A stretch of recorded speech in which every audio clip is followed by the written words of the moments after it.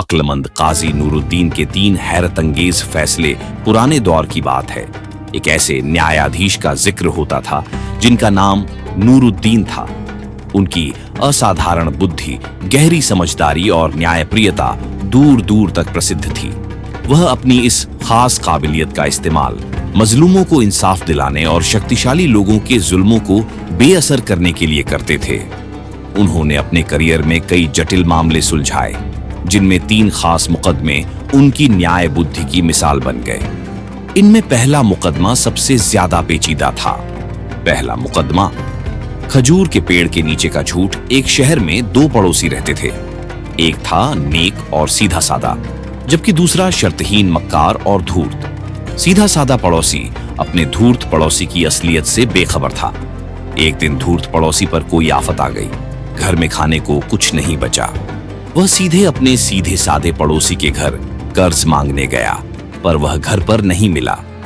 पत्नी ने बताया कि वह सुबह से काम पर गए हैं। धूर्त आदमी सीधे काम की जगह की ओर चल पड़ा। रास्ते में उसे अपना पड़ोसी काम से लौटता हुआ दिखा। उसने उसे रोका और अपनी सख्त मुसीबत का हवाला देकर 2000 दिरहम का कर्ज मांगा। नेक दिल पड़ोसी ने बिना किसी संकोच के मदद का इरादा किया। पास ही एक ताड़ खजूर का पेड़ था।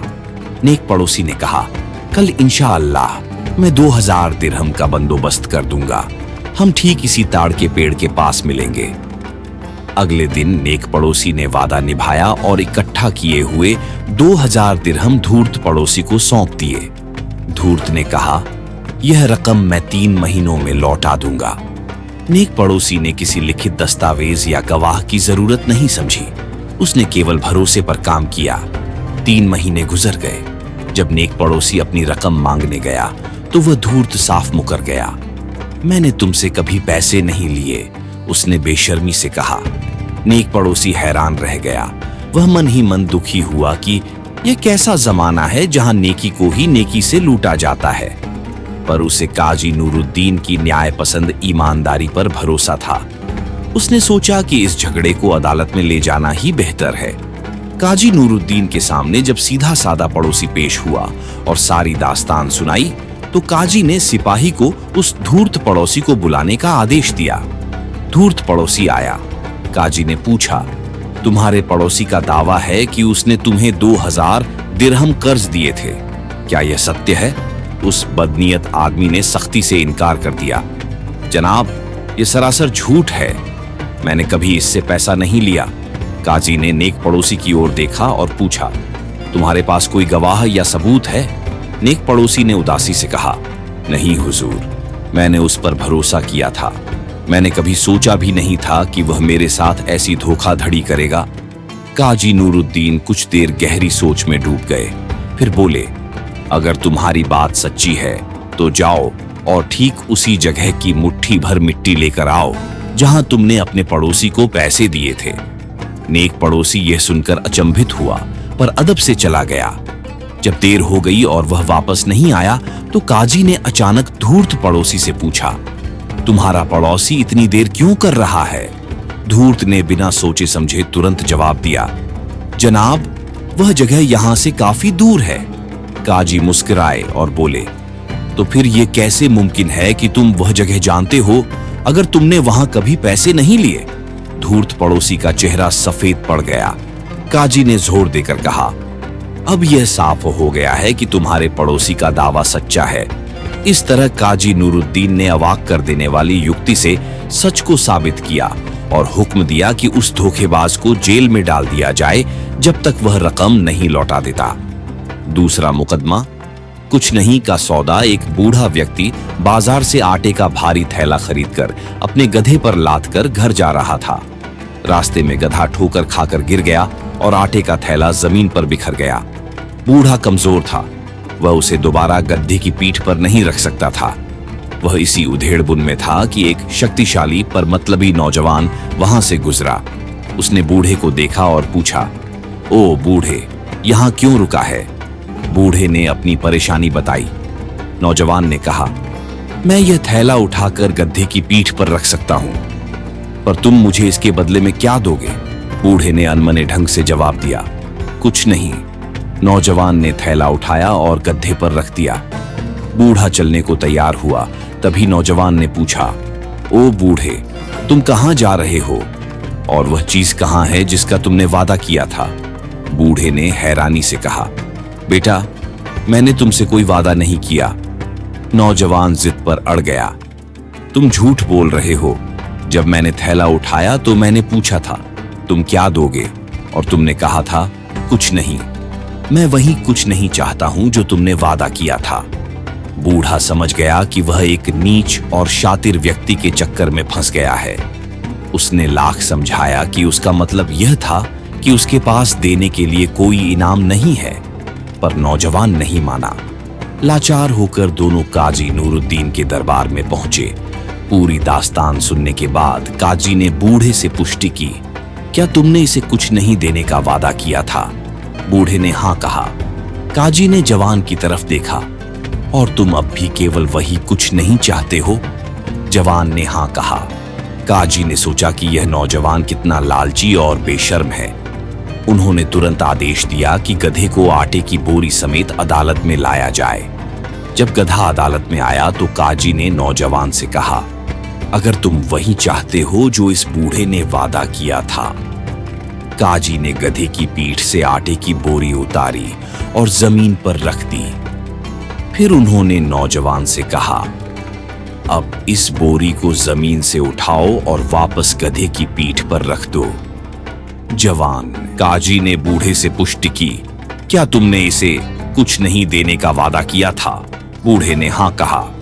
काजी ने जवान की तरफ देखा, और तुम अब भी केवल वही कुछ नहीं चाहते हो? जवान ने हाँ कहा। काजी ने सोचा कि यह नौजवान कितना लालची और बेशर्म है। उन्होंने तुरंत आदेश दिया कि गधे को आटे की बोरी समेत अदालत में लाया जाए। जब गधा अदालत में आया तो काजी ने नौजवान से कहा, अगर तुम वही चाहते हो जो इस बूढ़े ने वादा किया था। काजी ने गधे की पीठ से आटे की बोरी उतारी और जमीन पर रख दी। फिर उन्होंने नौजवान से कहा, अब इस बोरी को जमीन से उठाओ और वापस गधे की पीठ पर रख दो। जवान ने वैसा ही किया। काजी ने उससे पूछा, जब तुमने बोरी जमीन से उठाकर गधे की पीठ पर रखी तो तुम्हें बोरी के नीचे क्या मिला? जवान ने जवाब दिया, कुछ भी नहीं। काजी नूरुद्दीन ने मुस्कुराकर कहा, तो यही ले लो। यही वह कुछ नहीं है जिसका इस बूढ़े व्यक्ति ने तुमसे वादा किया था। अब तुम जा सकते हो। नौजवान अपनी मूर्खता भरी चाल पर शर्मिंदा होकर सिर झुकाए वहां से चला गया। तीसरा मुकदमा, नाम का भ्रम और असली वारिस एक धनी व्यक्ति के 3 बेटे थे और संयोग से तीनों का नाम खालिद था।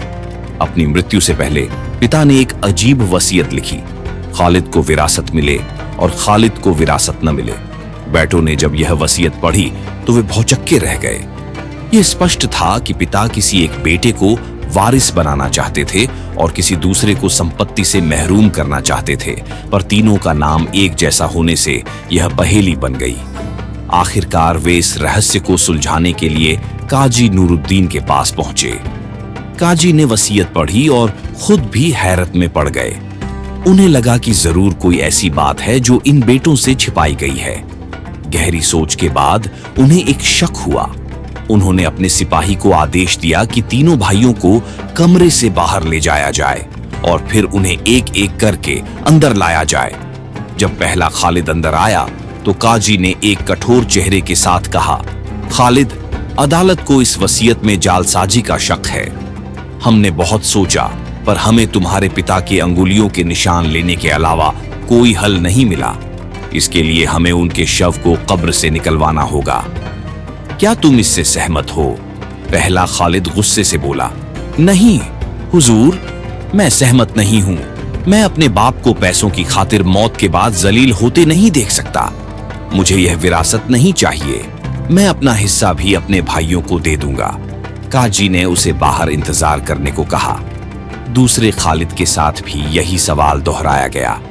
उसने भी गुस्से और दुख के साथ मना कर दिया और कहा कि वह भी अपना हिस्सा त्यागता है। काजी ने उसे भी बाहर भेज दिया। जब तीसरा खालिद अंदर आया, काजी ने वही सवाल दोहराया।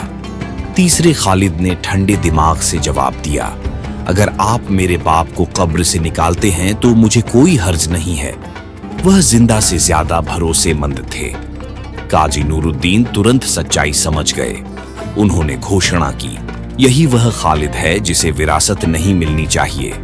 काजी ने समझाया कि कोई भी सच्चा बेटा केवल पैसों की खातिर अपने पिता के शव को निकालने की बात पर इतनी आसानी से राजी नहीं होगा, खासकर जब 2 अन्य बेटों ने इतना विरोध किया। केवल एक अजनबी ही इतना कठोर और निर्दयी हो सकता है। इस प्रकार काजी नूरुद्दीन ने अपनी गहन मनोवैज्ञानिक समझ से न केवल असली वारिसों की पहचान की, बल्कि परिवार में गुस्से, धोखेबाज को भी उजागर कर दिया। काजी नूरुद्दीन अपनी असाधारण बुद्धिमत्ता और न्यायप्रियता के लिए इतिहास में अमर हो गए। सब जानते थे कि एक होशियार और समझदार काजी के सामने जालिम कभी बच नहीं सकता और मजलूम को हमेशा इंसाफ मिलता है।